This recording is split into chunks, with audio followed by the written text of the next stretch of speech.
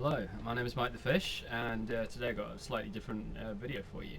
It's essentially tackling the question, is the meta necessary? I don't believe so.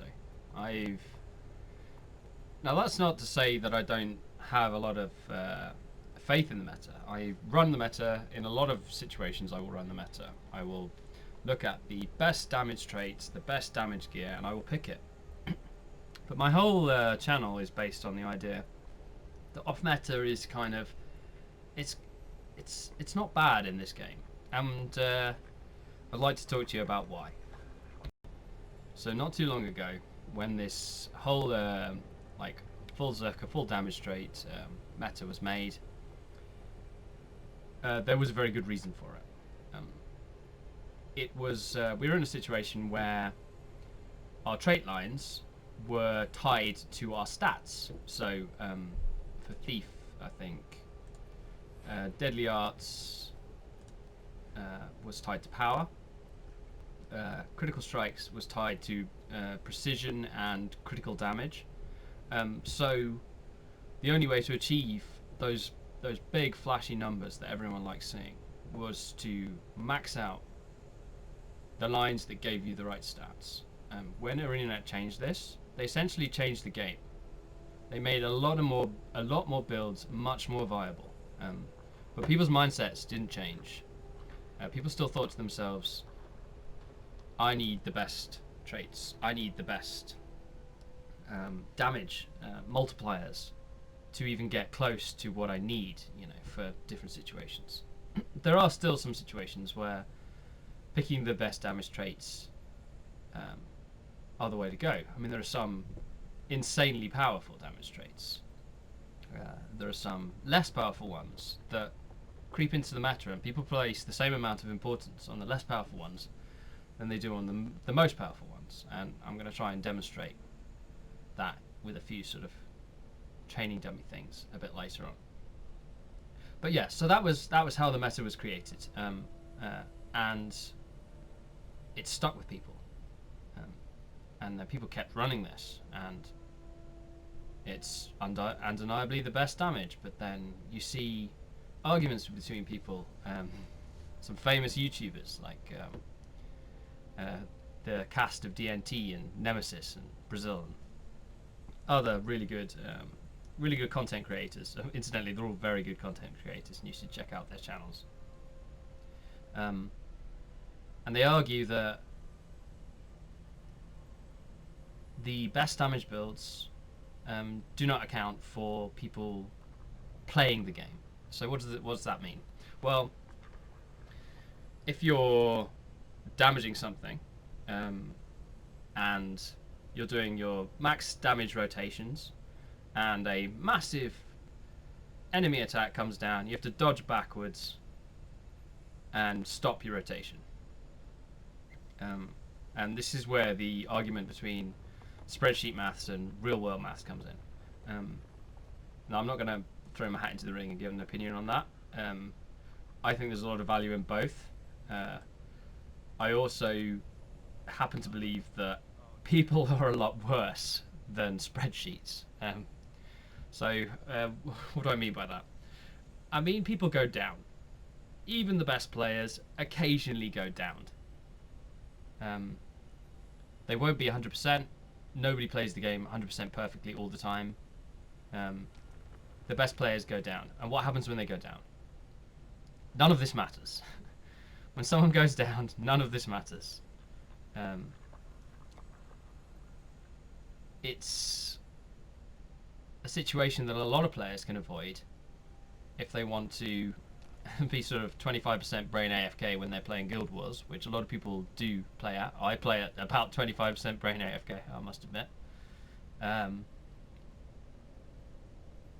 you just swap a few traits. You swap some of the damage for some survivability or some utility, something useful, and it doesn't make that much damage, that much difference, and it makes a lot less difference than people think.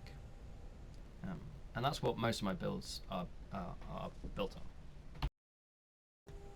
So I've started this video on my thief to demonstrate quite an important point. So with my characters, I tend to like running the meta gear. There are exceptions to this. One exception is literally on this page.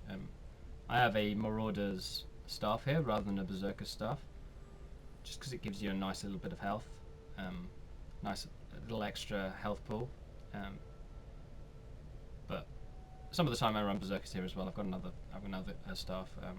It's on a different character right now, but most of the time I run the meta stuff. And why do I do that? Because I believe that most of the damage comes from this page and not this one. So I've got a Berserker Scarf of the Scholar. Now, I feel myself playing the game on various different characters. What I realised on most of my characters that I was using Runes of the Scholar is that I was staying above 90% for a fairly small amount of time, particularly on my high HP characters. I'm a warrior and my ranger and a necromancer. I was just not getting the bonus from the Scholar rune most of the time. So I just decided. I mean, it's fairly simple, isn't it? You try that out and it doesn't work, so you swap it out. But that's not meta. You should be running Scholar. That's what the meta is, to keep that health up. But that's not realistic. I try and be realistic about these things when I'm trying to decide my gear. Like, what's going to happen in a fight? Am I going to be able to keep my health above 90%? So, a good illustration of the things I want to do with my builds is here in this critical strikes line. So we've got no quarter, landing a critical hit while under the effects of fury. Increase the duration of fury, blah blah blah. Increase ferocity while under the effects of fury. So this is a meta trait right here. You get 250 ferocity, and you can repulse fury. Sometimes I run this, sometimes I don't. Why don't I run it? Well, I could run this instead. You're healed for a percentage of outgoing critical hit damage. Alright, why am I running that? Shouldn't I be running the meta trait here, which adds... I mean, let's look at... We've got 228 crit damage right now. Let's put the meta trait on, and proc fury. It goes all the way up to 245. Well, that's a huge damage increase. Or is it? Let's have a look. 245% from 228. So that's about 17%. We crit 65% of the time. So that's 17% damage on crits. Okay, let's add fury to that, because that's when the so it's 85. Let's do some really terrible maths and reduce that to, say, 15%. So you get a 15% damage increase from that trait, and the ability to pulse fury. I'm not going to ignore that, but for the purposes of this, just look at it as a 15% damage increase. So my gear has Scholar on it. I'm running around and I'm taking damage. I lose 10%. Suddenly this trait is 5%. Obviously, I'm kind of looking at this in a very specific situation. I understand it's not flawless logic, A to B, cause and effect. But you can sort of see where I'm going with this. Like, the damage increase from this isn't that big. The survivability increase from this is huge. As a thief, you do a ton of damage. A percentage of that goes into healing. Keeps your health topped up. Keeps the 10% damage on. Okay, so now I can suddenly run a Rune of the Scholar on my thief, which enormously increases damage. So I see those big numbers, and more importantly, I live. I don't get downed. And that's where a lot of the arguments about traits come in. A lot of people won't agree with me. Actually, sometimes I don't agree with me, and I run this anyway, depending on where I am. But this is a huge increase in survivability that keeps this bonus running. So I've come to the target golem on an elementalist. We're running here essentially like the cookie cutter meta build. I've got Rune of the Scholar, Zerk, Force, Accuracy. You know, all the skills you would normally have on a meta, and then obviously the traits as well, exactly how a meta Zerk Tempest would be spec'd. And I'm just going to auto attack. I know this is like kind of looking at the world in a bit of a bubble, but it allows me to illustrate my point. So this is, you know, like auto attacking with the meta build, 2.3, 2.5, 2.5, non-crit, 1100, 2.3, 2.5, and so on.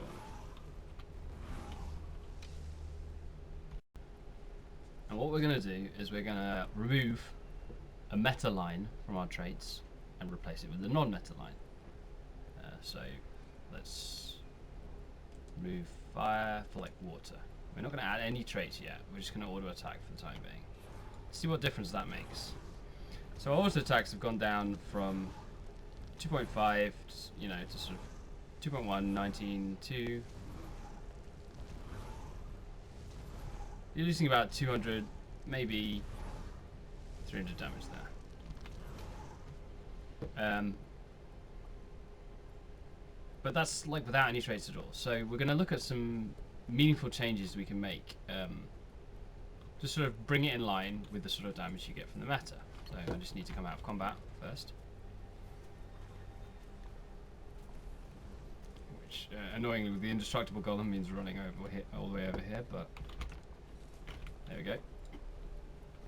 I'm going to add in the water Acromancer training, so that's 10%. Let's add that in anyway. Let's just put some meaningful choices in here. Like, all right, doesn't really matter what you put there. So I've given myself essentially another scholar buff in exchange for all of the fire traits. That's what I've got here. A scholar buff for all of the fire traits. And we're going to auto attack.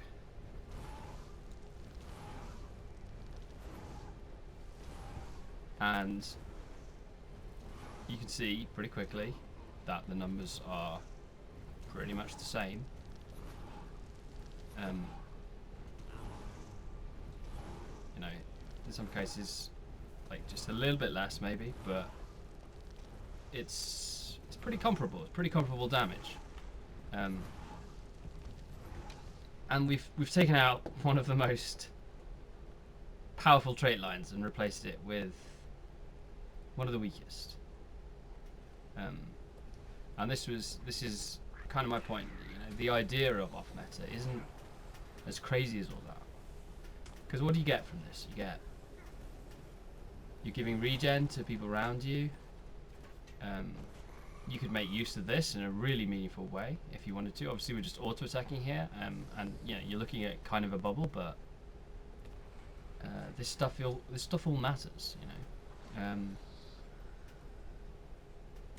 You know, heal nearby allies. You know, keeping people alive and removing conditions, or like using. You know, there's all sorts of options here. That's not really my point. My point was that you can replace things in the meta builds with things that get pretty close and give you a lot of other options. This is why I don't so much believe in the meta anymore. So we're going to do it again. So here what we've done is, instead of replacing fire, we've replaced air with arcane. There's nothing really good here in terms of damage traits, but like you might like some of the utility. If I just start auto attacking this guy. So 2.6, 2.4, 2.2, you know, the non-crits are maybe a little more frequent. You're still getting 1200 non-crits, 1100 non-crits. You know, a big part of the staff elementalist is auto attacking. You know, between lava fonts or whatever, between meteor showers.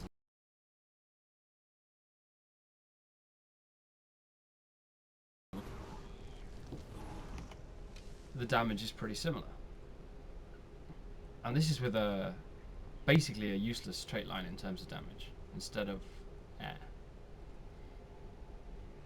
And you might say, well, you know, you don't get much back for it, and you might be right about that. It's just the point I'm trying to make is people like to run different things. You know, there's ways to mitigate how much you lose for running different things, and this is like essentially what I'm trying to do with all my builds. I'm trying to look very slightly off meta for a way of massively increasing utility or survivability for minimal losses in DPS, which, you know, keeps things squarely in the meta. And I think there's room for it in the game now. I really do.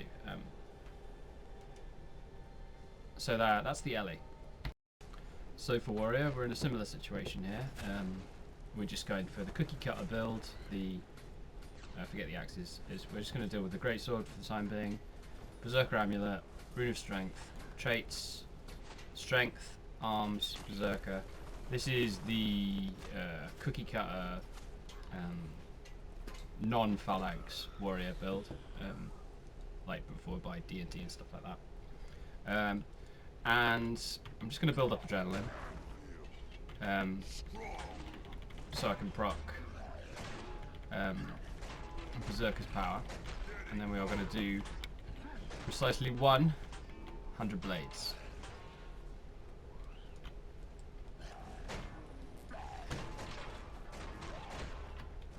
So 17k. I've done 100 blades there because before, like with the Ellie, we were using auto attack. So that was like one half of it. This is like the highest damaging warrior skill. I've also made sure I proc a really damaging trait at the same time. Before I do it, we've got 17k. So that's our baseline.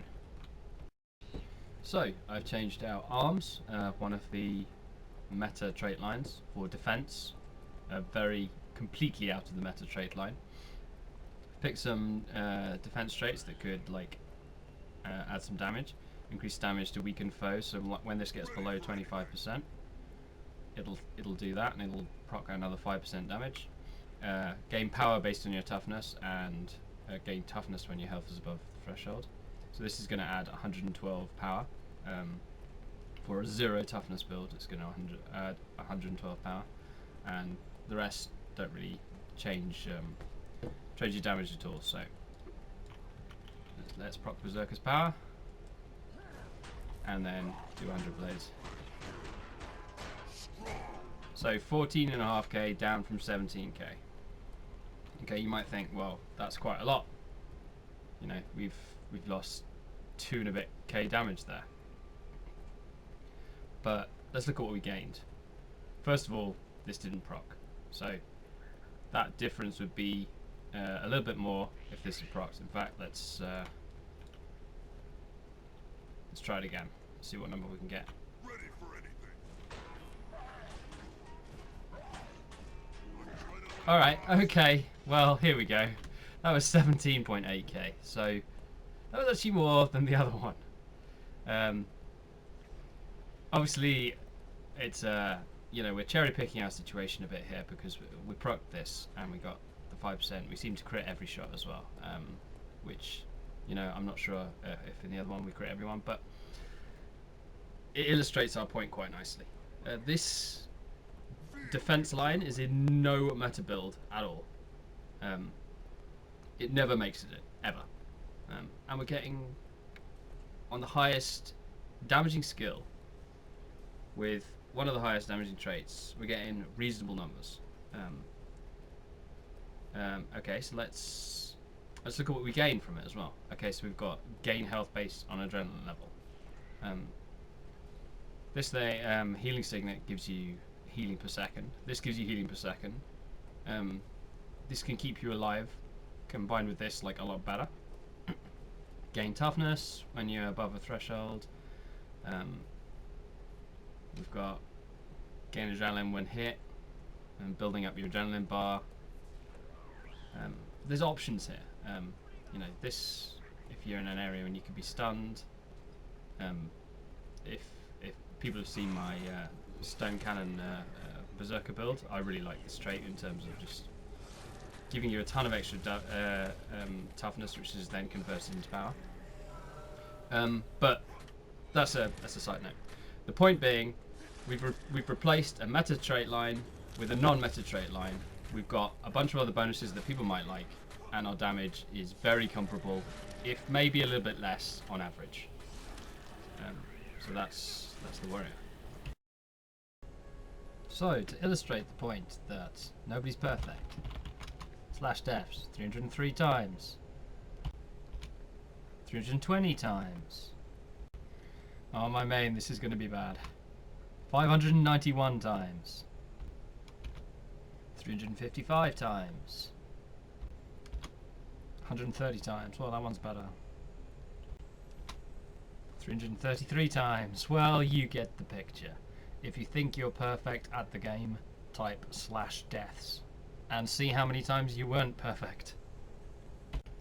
So what are my conclusions? What's my advice? Well, my conclusion, the conclusion that I've drawn is keep this page pretty much how the meta is, and look at the most important things on this page and keep those, and then experiment with the rest. See what you like, see what suits your playstyle, and just do tests, like tests to see what kind of damage you can get versus the meta, and see if the trade-off you've made is worth it. Prioritize survivability a lot more. You saw how many times I died, you know. Think about staying alive. Think about when you're damaging, you know, what's happening? How does the game play out? Could that little bit of extra vigor help you survive? You know, things like that. And try not to stick to just the meta. I mean, there's some interesting things out there, but I'm sure that just haven't been discovered yet. Incidentally, you can check out some of my other build videos for some of those ideas. But anyway, that's my advice, and thanks for watching. Tell a friend.